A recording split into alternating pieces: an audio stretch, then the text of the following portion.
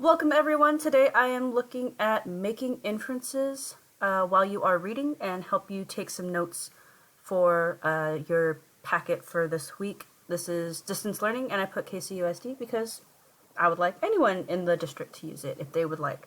It's not sponsored by the district and it's not, completely put out there. It's my own video that I'm creating. If anybody would like to use it, I'm totally fine with that. Okay.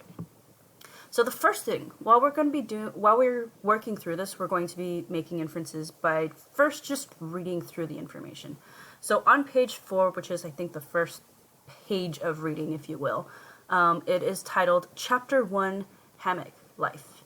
Now, I'm going to give you guys a little bit of time if you would like to pause it so that you could read it on your own, but then I will read it right after that. So if you'd like to pause right now, go ahead and take that opportunity to press pause on this video so you can read it by yourself.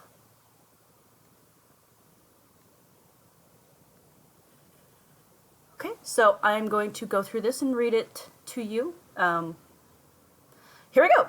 Chapter 1, Hammock Life. Cammy, just try to say it once. Obrigada. It means thank you. Dad, I already told you I don't speak Portuguese and I don't want to learn. Cammy's mom rolled her eyes. Most of the trip had been like this. For some reason, Cammy was not enjoying the adventure. Most 12-year-olds would think a boat ride up the River Amazon was pretty cool. Cammy poked at her food. This is the third lunch in a row they've served the same fish. I'm getting tired of it. Okay.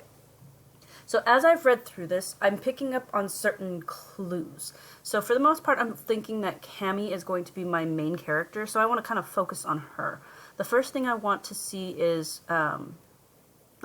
who she is as a person. So some of the clues that I've gotten is that she's 12 years old, she's on this family trip, they are going up this boat ride, but something's going on with Cammy. She seems a little moody. I mean, 12-year-olds, I don't know if there's many out there that wouldn't be moody at this point, but for the most part, I would say that this is the inference that I can make about Cammy.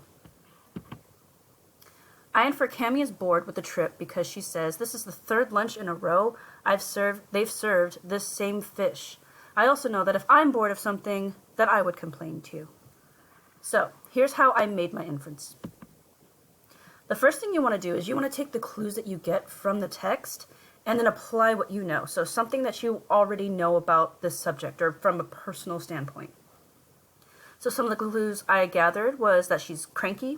She pokes at her food, which, I mean, I've seen my niece and nephew do that when they're sitting there and they're like, oh man, I really don't want to eat this. So they'll sit there and poke at their food instead of actually eating it.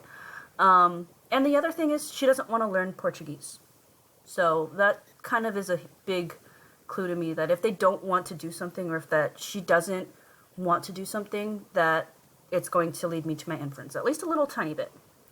Some things that I know. Kids are more likely to be bored. I mean, again, like I've said, niece and nephew, they're about this age, and they would more than likely be bored of something, especially if they've been confined in a place for a very, very long time. So they'll either find something to do or they will cause trouble. I know it. All right. Another thing that I know is that most people on a boat ride in the Amazon would be excited. I mean, people my age, people that are a little bit older, people that are adults. I mean, sometimes I don't feel like an adult, but I know I'm an adult. But I know that I would be excited about something like this, like going on a boat ride in the Amazon, like seeing all these different creatures, seeing possibly some scary creatures, but hopefully not. The other thing I know is that the closest that I've been to a boat ride on the Amazon is the Jungle Cruise ride from Disneyland.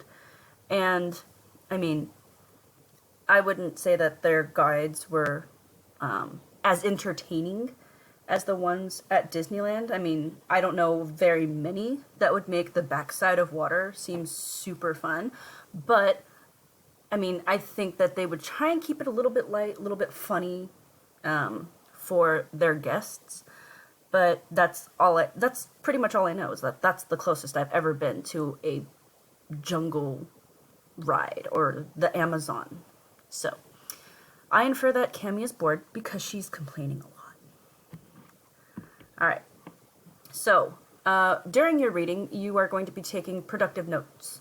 So what that means is that when they put this information together, you can come up with 1 or 2 sentences that, well, in this case 3, but no, 2.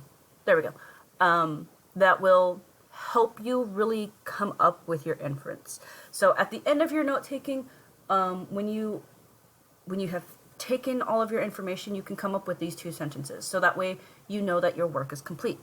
So I infer really long blank because the text says blank, or you could even say mentions, and you can give all of your clues there. And I know blank, so in this case I know that children will get bored, especially if they're on a boat ride for so long. So I can infer blank. So your really, really long blank. It's going back to your inference. So if I were to write the sentence, it would be, I infer Cammie is bored because the text says this is the 3rd time they've served this same fish. And I know kids can get bored, or, you know, kids tend to get bored of the same meal over and over again. So I can infer Cammie is bored. So that is it for this idea for making inferences. If you guys have any questions at all, please remember that we are here for you. All you have to do is reach out to us some way, shape, or form, so that way if you still have questions on how any of this works, we would be able to answer. I know there's a lot of teachers out there that have their Google Classrooms up and running. They have class dojos. They have all of their information that, or all of these different ways that they can get in contact with you. So all you have to do is reach out, or have mom and dad reach out in some way, so that we know that you're either watching this. I mean, I'm going to have a counter on this so I can see how many people are watching it, but I will also strongly encourage you to go reach out to your teachers, even telling them hi. It's the simplest thing in the world, but it makes such a huge difference for us. And so if you guys do have any questions, please do not hesitate to contact us.